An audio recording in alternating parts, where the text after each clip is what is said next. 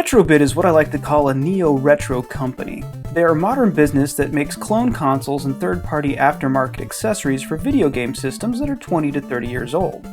You may have seen some reviews of their Retro Duo Portable, a cardable clone device that will play SNES cartridges. They are quickly gaining a reputation as competition for other neo-retro companies like Yobo and Hyperkin. Today we're investigating Retrobit's Super Retro controller for the Super Nintendo, their foray into the 16-bit controller market.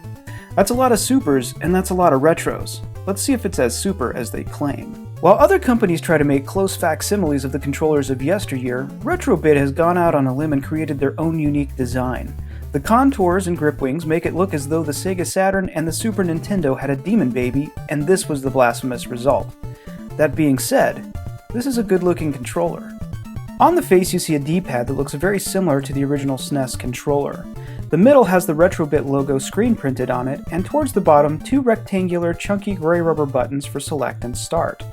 On the left face you see candy-colored X, Y, A, and B buttons. The X and Y buttons are concave, and the A and B buttons are convex. These color-coded buttons are a tribute to the Super Famicom in Japan, while the concave and convex designs are what we received with the Super Nintendo in the States. It's a nice little detail that shows appreciation for the original hardware. Across the top you have two fat rectangular shoulder buttons that rest on the outer corners of the controller, making them very easy to access with your index fingers. The middle is where the cord protrudes, which is about 1.5 feet shorter than the original SNES controller. For people who prefer to sit further away from the television, this could be a problem as they would need an extension cable. The bottom of the controller is contoured, giving your fingers something to wrap around.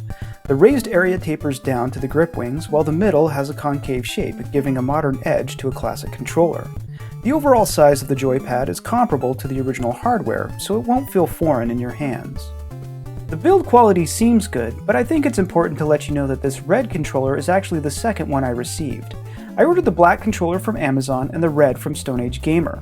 The black one has worked fine out of the box. The red one, however, had a stripped screw and a chip out of the bottom part of the housing. Therefore the controller was not fully assembled and had a very squishy feel, making it unusable. To Stone Age Gamer's credit, they quickly sent me out a replacement at no extra charge. The other issue is the buttons look and feel like cheap plastic. They're a little too small for the holes in the frame, leaving decent-sized gaps between the buttons and the controller itself. It's a shame that they took the effort to design a unique retro controller only to have QC issues and cheap materials for the action buttons. When gripping the Super Retro, I find the controller very comfortable to hold. The contoured bottom and grip wings work well to position your hands where they are needed. One of the first things I noticed is how lightweight the controller is compared to the original. With the exception of the aforementioned buttons, the controller does feel solid in my hands. Another detail that quickly came to mind is the spacing of the X, Y, and AB buttons. They're slightly further apart than what you'd find on Nintendo's controller. While this sounds like it would be problematic, it actually was quite comfortable. The spacing seems just right for my adult hands. They also depressed and released nicely. The D-pad feels like the original. This is a problematic area for a lot of other neo-retro controllers, but Retrobit got it right. It has the right amount of give and spring and doesn't sink too far into the controller. The wide shoulder buttons were a big surprise. Their size, with the placement on the controller, makes them comfortable, very easy to get to, and I didn't feel like I had to press too hard to use them. I tested both Retrobit's black and red Super Retro controllers. I pitted them against 3 games, an action platformer, a space shooter, and finally a tournament fighter to see how they perform. First up is Super Castlevania IV, one of my favorite platformers that I'm familiar with. Controlling Simon with the black controller was very natural. Jumping and 8-way directional whipping worked very well. Any missteps were on my own and not the fault of the controller. When playing, I did notice that the controller felt loose, but not unpleasant. It had the feeling of a well-played controller that takes months or years to break in. This may be a turnoff for people used to the very tight feeling of the original SNES controller, but I found it comfortable. While the red controller did share a lot of the characteristics of the black one, I did notice it would favor down right when I just pressed down. This can be very problematic when it came to ducking out of the way of enemy fire, and would sometimes cause Simon to unintentionally crouch walk right off the platform I was standing on. I was able to adjust to it quickly, but it did take me out of the game when I had to think about crouching. Next up is R-Type, a great shooter that requires precise ship placement and control to make it through the levels. The black controller again performed admirably, and using the right shoulder button to launch your option was very natural.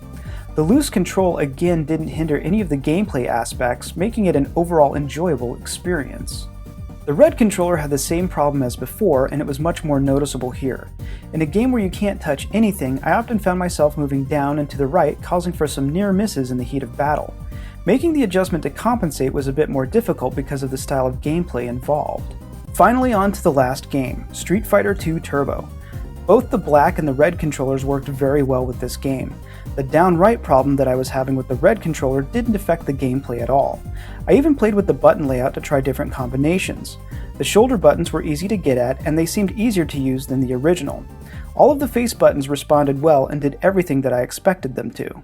After spending several weeks using the controllers and running them through my test of games, I give the Super Retro controller from Retrobit a B-. To sum up, the controller has a great ergonomic design that feels comfortable in your hands. The wider button spread can be a bonus to people with bigger hands who find the original controller to be too small. The shoulder button size and placement make them easy to get at. It also has a spectacular D-pad that rivals the original SNES model. The well-played feel of the controller also adds to the comfort. The controller sports its own look, unlike a lot of other modern third-party controllers that just try to imitate the originals. When it works really well. And it's affordable, with a single unit costing around $5 and a 2-pack costing around $10. That's about half the price of what a used original SNES controller will cost you online. On the negative side, face buttons look and feel cheap and don't look like they were molded to fit that specific controller. Where it really loses points is in the quality control department. Receiving one broken controller could be coincidence, but finding inconsistencies from one controller to the next, and a broken controller out of the box, makes it really hard to fully back Retrobit's product. Even though it's affordable, you might be spending more money finding one that works properly. My overall recommendation is to only buy this from a reputable retailer who is willing to do exchanges or work with you if you happen to get one that doesn't work. When it functions, it does a good job and is extremely comfortable to play with. Thank you for watching, and I'll see you on the next Retro Reprise review.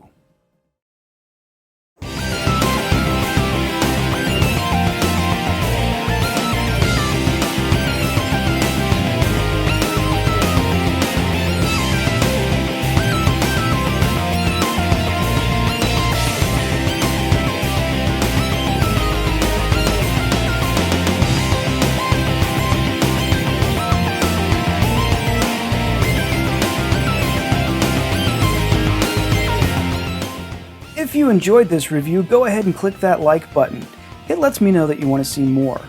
If you really like this review, click on my very first video, a walkthrough of the very first Mega Man on the very first NES. Or, if you really want to get in on the ground floor, click that subscribe button and follow me on Facebook at facebook.com/retroreprise and get updates when the latest videos are out. Comments are always welcome. Thanks for watching.